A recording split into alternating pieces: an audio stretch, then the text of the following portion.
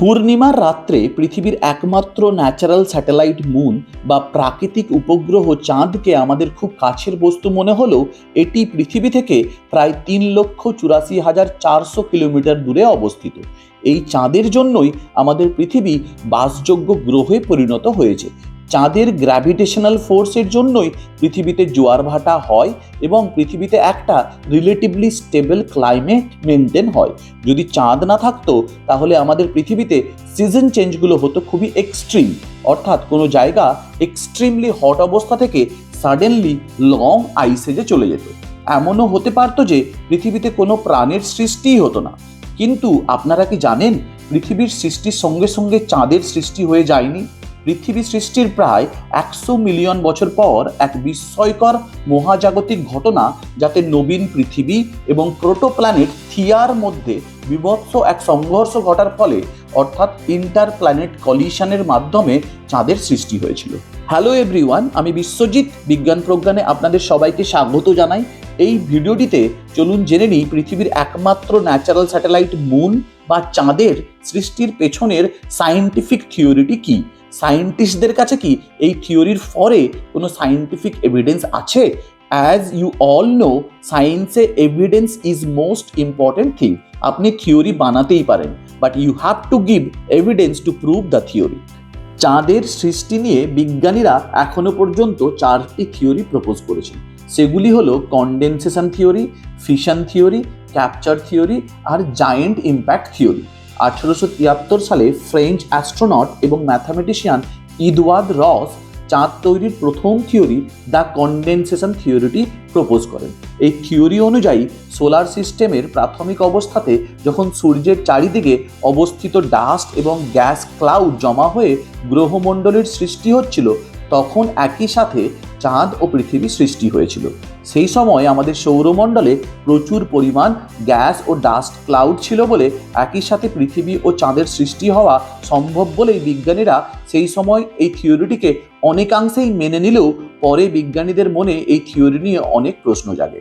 এরপরে 1878 সালে চার্লস ডারউইনের ছেলে জর্জ হাওয়ার্ড ডারউইন চাঁদ তৈরির ফিশন থিওরিটি প্রপোজ করেন। এই থিওরি অনুযায়ী আমাদের সোলার সিস্টেমের প্রাথমিক অবস্থাতে পৃথিবী সূর্যের চারিদিকে এক্সট্রিমলি হাই স্পিডে ঘুরত। অ্যাজ এ রেজাল্ট পৃথিবীর একটা পার্ট পৃথিবী থেকে বেরিয়ে গিয়ে চাঁদের সৃষ্টি হয়েছিল। চাঁদ সৃষ্টির পরে চাঁদ ও পৃথিবী একে অপরের গ্র্যাভিটেশনাল পুলিংয়ের জন্যই পৃথিবীর স্পিড ধীরে ধীরে অনেকটা কমে যায় এবং পৃথিবী বর্তমান অবস্থায় আসে। চাঁদ সৃষ্টির তৃতীয় থিওরি হলো ক্যাপচার থিওরি। এই থিওরি অনুযায়ী চাঁদ আমাদের সোলার সিস্টেমের কোথাও একটা সৃষ্টি হয়েছিল, তারপরে এটি পৃথিবীর কাছ দিয়ে যাওয়ার সময় পৃথিবীর গ্র্যাভিটেশনাল ফোর্সে আবদ্ধ হয়ে যায় এবং পৃথিবীকে কেন্দ্র করে ঘুরতে থাকে। এই 3টি থিওরি বিজ্ঞান মহলে কিছু অংশে অ্যাকসেপ্টেড হলেও এগুলি বেশ কিছু কোশ্চেনের আনসার দিতে পারেনি। যেমন, যদি চাঁদ পৃথিবী থেকে সৃষ্টি হয়েছিল বা একই গ্যাস ও ডাস্ট ক্লাউড থেকে সৃষ্টি হয়েছিল, তবে চাঁদ ও পৃথিবীর কম্পোজিশন ম্যাটেরিয়াল ডিফারেন্ট কেন? চাঁদ ও পৃথিবীর ডেনসিটিতে কেন পার্থক্য দেখা যায়? প্রসঙ্গত বলে রাখি, পৃথিবীর ডেনসিটি হলো 5.513 গ্রাম পার সেন্টিমিটার কিউব আর চাঁদের ডেনসিটি হলো 3.34 গ্রাম পার সেন্টিমিটার কিউব। 1970 সালে বিজ্ঞানীরা চাঁদ সৃষ্টির আরেকটি নতুন থিওরি ইন্ট্রোডিউস করেন, যা দিয়ে সেই সব আননোন কোশ্চেনগুলোর আনসার দেওয়া সম্ভব হয়েছিল। এই থিওরিটি হলো জায়েন্ট ইম্প্যাক্ট থিওরি। এই থিওরি অনুযায়ী আজ থেকে প্রায় 4.5 বিলিয়ন বছর আগে, যখন আমাদের সৌরজগতের বয়স মাত্র কয়েকশো মিলিয়ন বছর, তখন নবীন পৃথিবী এবং মঙ্গল গ্রহের মতো সাইজের থিয়া নামের একটি প্রোটোপ্ল্যানেটের মধ্যে বীভৎস কলিশন অর্থাৎ সংঘর্ষ ঘটেছিল। এই মহাজাগতিক ঘটনাটাকে বলা হয় ইন্টার প্ল্যানেট কলিশন। এই সংঘর্ষের ইম্প্যাক্ট প্রায় 1000 লক্ষ গুণ বেশি ছিল সেই অ্যাস্ট্রয়েড ইম্প্যাক্টের থেকে, যা সব ডাইনোসরসদেরকে মেরে ফেলেছিল। এই সংঘর্ষের ফলে প্রোটোপ্ল্যানেট থিয়া সম্পূর্ণভাবে ধ্বংস হয়ে যায় এবং পৃথিবীর আপার মেন্টলও ধ্বংস হয়ে প্রচুর পরিমাণ ধ্বংসাবশেষ পৃথিবীর অরবিটে ঘুরতে থাকে। সেই ধ্বংসাবশেষ সময়ের সাথে সাথে জমা হয়ে চাঁদের সৃষ্টি করে। বিজ্ঞানীরা মনে করেন যে পৃথিবী এবং থিয়ার সংঘর্ষের পরে প্রায় কয়েক হাজার বছর লেগেছিল চাঁদের সম্পূর্ণ গঠন হতে। যদিও এই টাইম ফ্রেম নিয়ে বিজ্ঞানীদের মধ্যে মতভেদ আছে। কিছুদিন আগে একদল বিজ্ঞানী একটি কম্পিউটার সিমুলেশন করে প্রমাণ করেছেন যে পৃথিবী ও থিয়ার সংঘর্ষের মাত্র কয়েক ঘন্টার মধ্যে চাঁদের পূর্ণ গঠন হয়ে গিয়েছিল। জায়েন্ট ইম্প্যাক্ট থিওরি অনুযায়ী চাঁদ সৃষ্টি হয়েছিল পৃথিবী ও থিয়ার সংঘর্ষের ফলে সৃষ্ট ধ্বংসাবশেষ থেকে। তাই চাঁদের কম্পোজিশন ম্যাটেরিয়াল এবং ডেনসিটি পৃথিবী থেকে ডিফারেন্ট। এটি পৃথিবী ও থিয়ার দুয়ের কম্পোজিশন ম্যাটেরিয়ালের মিক্সচার। আদতপক্ষে চাঁদের কম্পোজিশন ম্যাটেরিয়ালে পৃথিবীর থেকে থিয়ার ম্যাটেরিয়াল কন্ট্রিবিউশনই বেশি। এর পরের প্রশ্নটি হচ্ছে, পৃথিবী ও থিয়ার কলিশনের কি অন্য কোনো ডিরেক্ট এভিডেন্স আছে? যেমন আগেই বলেছিলাম যে science needs evidence, without evidence any theory is not well accepted. যদি পৃথিবী ও থিয়ার মধ্যে কলিশন ঘটেছিল, তবে থিয়ার কিছু পার্ট তো পৃথিবীর মধ্যে খুঁজে পাওয়া উচিত। পৃথিবীর মধ্যে কি এমন কোনো অংশ আছে যার আদতে কম্পোজিশন ও ডেনসিটি পৃথিবীর কম্পোজিশন ও ডেনসিটির থেকে আলাদা? প্রায় এক যুগ আগে জিওলজিস্টরা পৃথিবীর ইনার কোরের ঠিক ওপরের অংশ আউটার কোরের মেন্টালে ভাসমান অবস্থায় দুটি সুপার প্লাম অর্থাৎ দৈত্যাকার অংশের খোঁজ পেয়েছেন, যেগুলির কম্পোজিশন এবং ডেনসিটি পৃথিবীর থেকে আলাদা। এদেরকে LLSVP অর্থাৎ large lower share velocity provinces বলা হয়।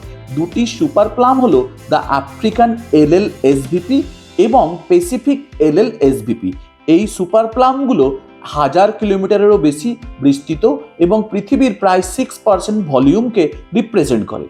এদের কম্পোজিশন মেটেরিয়াল ও ডেনসিটি পৃথিবীর থেকে আলাদা। বিজ্ঞানীরা পৃথিবীর আউটার কোরের মেন্টালে অবস্থিত মিস্টেরিয়াস সুপার প্লামগুলির প্রেজেন্স এক্সপ্লেন করতে গিয়ে বলেছেন যে এগুলি পৃথিবীর অংশই নয়। LLSVP গুলি এনসিয়েন্ট থিয়া প্রোটোপ্ল্যানেটের অংশ। এগুলিতে আয়রন 2 এর পরিমাণ বেশি থাকার জন্য এদের ডেনসিটি পৃথিবীর থেকে বেশি। তাই LLSVP গুলো কখনোই আউটার কোরের মেন্টালের সাথে মিশে যায়নি। চাঁদের থেকে আনা স্যাম্পেলের আইসোটোপ জিওকেমিস্ট্রি টেস্ট করে যে রেজাল্ট পাওয়া গেছে তা LLSVPর আয়রন 2 অক্সাইডের কম্পোজিশনের সাথে অনেক মিল পাওয়া গেছে। যদিও পৃথিবীর কম্পোজিশনের সাথে LLSVPর আয়রন 2 অক্সাইডের এরকম কোনো মিল পাওয়া যায় না।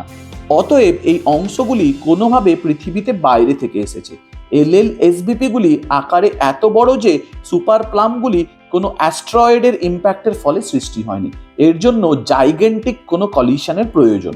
তাই LLSVPর আবিষ্কার সরাসরি প্রমাণ করে যে 4.5 বিলিয়ন বছর আগে নবীন পৃথিবী ও প্রোটোপ্ল্যানেট থিয়ার মধ্যে কলিশন ঘটেছিল, আর এই কলিশনের ফলেই চাঁদের সৃষ্টি হয়েছিল। আপনাদের মনে হতে পারে যে দুটি প্ল্যানেটের মধ্যে কলিশন কি সম্ভব? সম্প্রতি বিজ্ঞানীরা আমাদের সৌরজগতের বাইরের এক সৌরজগতে এই রকম এক ইন্টার প্ল্যানেট কলিশন লক্ষ্য করেছেন। ইন্টার প্ল্যানেট কলিশনের ওপর আমার পুরো ভিডিওর লিঙ্ক ডেসক্রিপশনে দেওয়া আছে, please have a look. Coming back to the story, চাঁদ সৃষ্টি হয়েছিল পৃথিবী ও থিয়ার মধ্যে কলিশন অর্থাৎ ইন্টার প্ল্যানেট কলিশনের ফলে।